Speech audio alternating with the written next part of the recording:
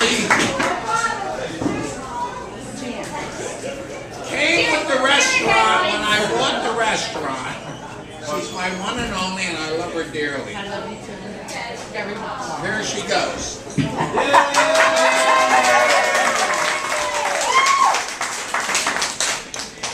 Wow. This is my dream. Hi, everybody. I have two goals tonight. One is to make you laugh and give you a great evening. And the other one is to raise some money for Christy to get her on her 3-day walk in Miami in October.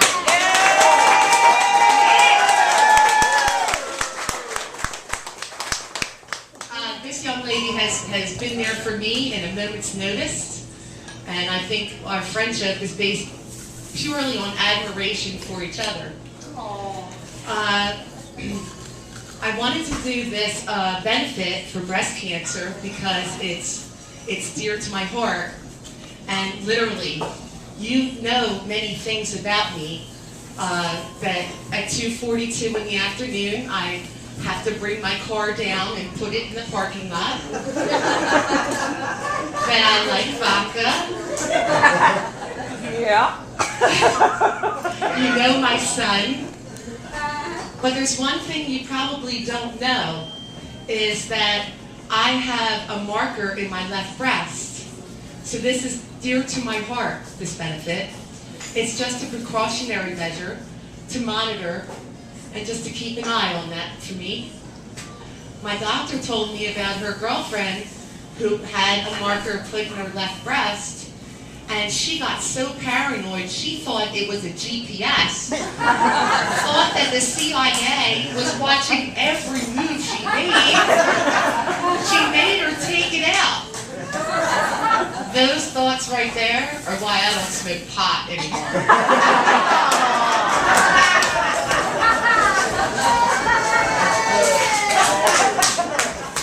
I love my girls. I was first introduced to them as my mother told me they were bee bites. Really? I don't remember a bee or two bees ever biting me there. And then the next step was a training bra. Well, what exactly are we going to train them to do? Are they going to try to leave the fence? So I started out with my training bra, and then I went to an A cup, then I went to a B cup, then I went to a C cup, and now I'm halfway through the alphabet.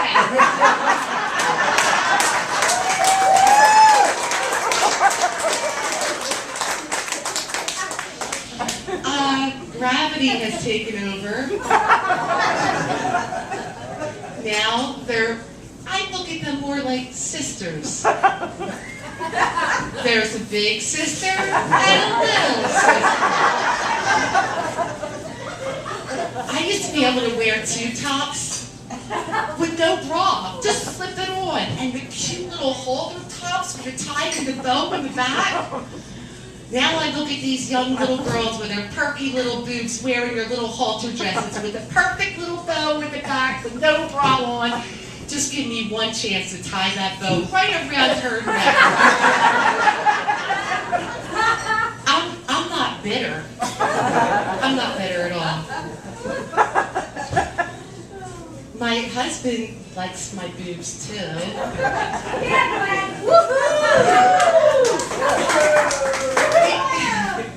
He likes to play with them.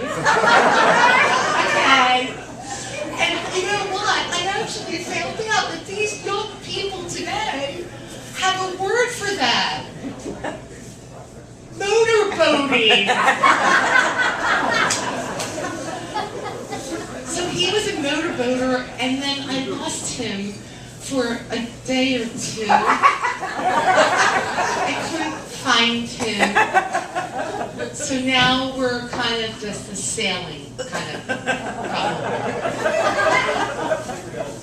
My husband is an electrical engineer, and every meeting or any conference or anything of importance that he goes to for his work, he comes home with a flashlight. There's a telescopic flashlight, there's a laser flashlight, there's one that goes on his keychain to light up the door, and I really don't mind.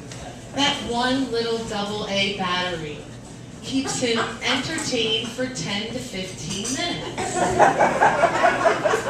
I, on the other hand, can think of something much more entertaining. With one little battery, I can't be quiet for 10 to 15 minutes. You know what? You people are really naughty. I was talking about my TiVo remote.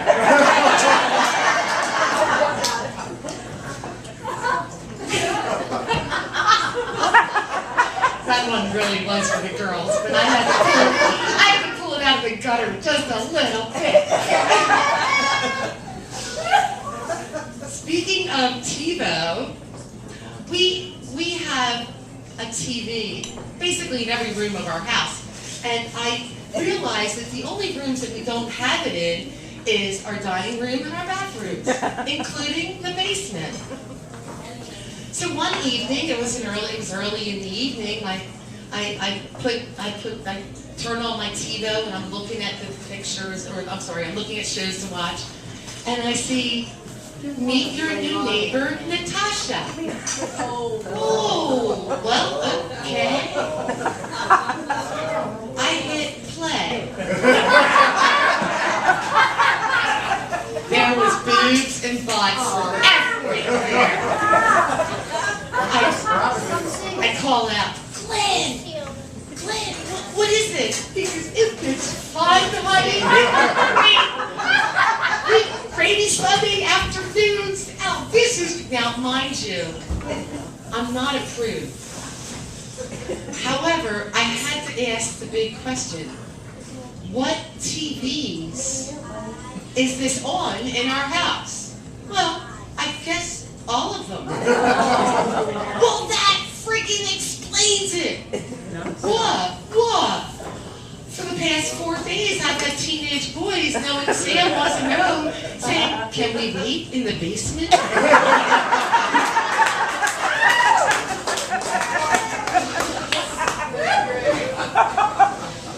I love my husband. We've been married for 9 years. Yeah, thank you very much. He overthinks a lot of things. A lot.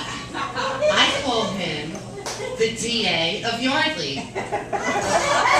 Somehow he thinks this is something of importance. But it means dick around.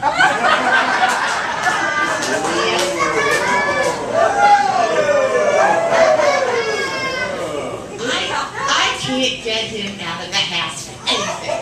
He tries to be crazy.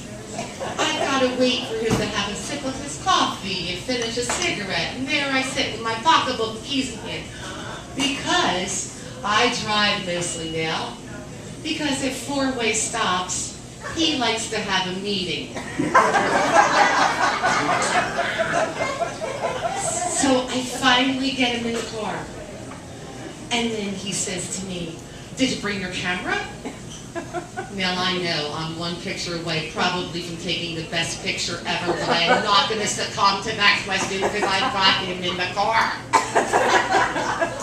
No, I did bring the camera. Did you bring snacks and beverages for this trip? We're going to my sister's. It's 40 minutes away. So then we get in the car and nothing really irks me more. And he goes, can you make a stop at the store? Yeah, okay. This must be chaperoned. You just want to pick up a couple things? I can see him picking up portobello mushrooms, peaches, peaches, watermelons, anything that I would have a bunch of stress knowing I had to eat and do something with in the next couple of days. So then he buys seltzer and tonic and gets his smokes and money. because he wanted to tap Mac there too. And then we go up to the cashier, and she asks the big question: paper or plastic? Oh, jeez, this could take him out.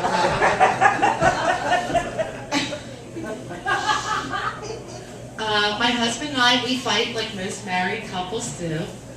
And in the winter mostly, I've been noticing that after we have an argument, I go out in the hot tub, and it's usually cold out there, and he comes out, he's so thoughtful. He brings me a blow dryer.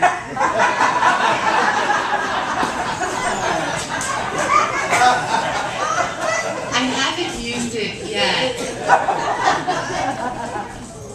So I've been working at Wildflowers for 28 years, and I actually have to say that I can't say that I have seen anything, seen everything and heard everything. That is just not possible. One day I was working, and my phone rang, and it was Glenn, and he doesn't usually call me unless it's important, so I answered the phone, and just as soon as I said hello, a customer 2 feet away from me said, "Honey, come back to bed."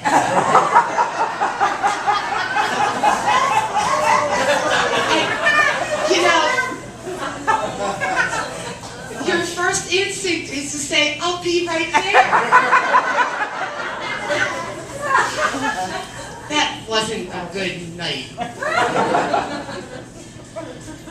One of my favorite customers is Richard. Hello, Richard. Hi, Richard. He's going to be 89.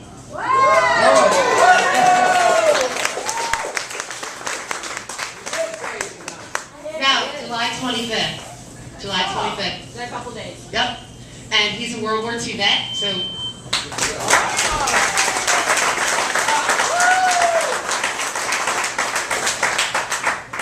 And he says to me one day, "I want to make you something." I said, "Cool. Yes, I want to make you something, but I need to know how to spell your name." And I said, "It's Jan." And he said, "Janet? No, not Janet." "Janice? No, not Janice. Just Jan." He said, "Well, how do I spell that?" Justjan.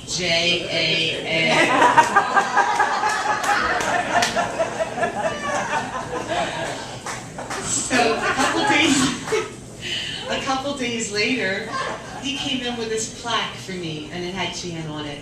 And in a fatherly way, he said to me, "Whatever room you put this in, you're the boss." Whoa. Possibilities with that are endless. Bedroom, kitchen, So I came home and I showed my plaque to my husband, and I said, "Richard told me whatever room I put this in, I'm the boss." And Glenn looks at me and said, "I guess that's going on the front door."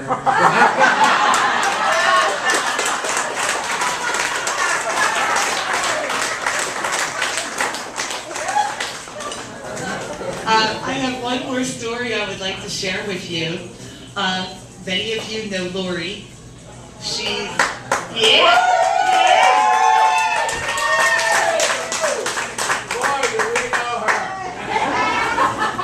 She is my boss, my friend, and one of the best cooks I've ever met. She knows almost all my secrets, except for one. She doesn't know my egg salad recipe. So I would come in a couple times a year toting in iceberg lettuce, white bread, and a brand new bag of Utz potato chips. I would throw it on the line, and she knew she was going to have my egg salad. And whenever I made my egg salad for her, it was going to be a good day. So I get my special bowl. I have one special bowl. It's a glass special bowl with a special fork, and I go in and I get the eggs, and I start putting my seasonings and spices in and all my magical ingredients, and she would follow me, and I would duck around behind the pizza bench, and I'd go in and walk in, and she would follow me, and this was pure bliss. And you know, I'm a bit of a star. I have some stardom and celebrity with my egg salad, because even Brooke one day, rumor had it you were making your egg salad. Oh yeah, there's enough for you. And then the next day, Jane would say, you know, there was a little bit left of your egg salad, and it was just delicious. Oh, the joy of all my egg salad. So I'm walking around with my special bowl, and I sneak behind the line. And she'd follow me, and we'd play peekaboo, and what a great time it was. And then a couple months later, I came in, and I had my iceberg lettuce, and my brand new bag of Utz potato chips, and my white bread, and I put it on the line, and Lori just kept peeling her potatoes. And I was wondering, I wonder what's wrong. And I started going behind the line and adding all my special seasonings. This is 10 generations of this recipe. And I was adding everything up, and I thought maybe she didn't see me. So I walked up a little closer to her, and she didn't even look up. And I ducked a little way, and she wasn't following me. And I didn't know what was wrong. Was she having a bad day? So then I'm standing there with my brand new recipe of my brand new bowl of my egg salad with my special fork in my glass bowl, and I thought if I get a little closer to her, she'll pay attention to me and start following me and play the game that we've been playing. And she looks up at me and she says, I won that recipe. And I looked at her, and my years of stardom and celebrity were ready to pass away. I didn't know what to do. And I looked at her, and I knew one of us wasn't going to leave this town alive. Lori usually gets what she wants, and I knew that there would be hell to pay. And I was very, very distraught. And I looked at her, and I go, well, okay. I almost felt like I was in a gunfight. And I looked at her with her potato peeler, and me with my special fork in my glass bowl. And I was thinking, we're pretty damn pathetic for this, aren't we? So I looked at her and I said, okay. Hard-boiled eggs?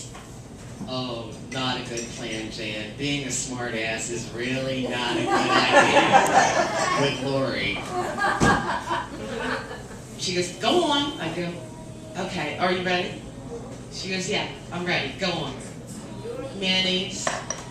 Yeah. Salt. Yeah. And pepper. She looked at me, I watched her face. She was trying to compute what I had just said to her after all these years. That's it. She goes, are you serious? Yeah, yes. Yes, I am. Are you freaking kidding me? No. Best egg salad ever. Well, I was going to get at that. I'm a Leo, and I had to get the last word in. So I looked at her and I said, you know, my egg salad will always be better because I make it for you.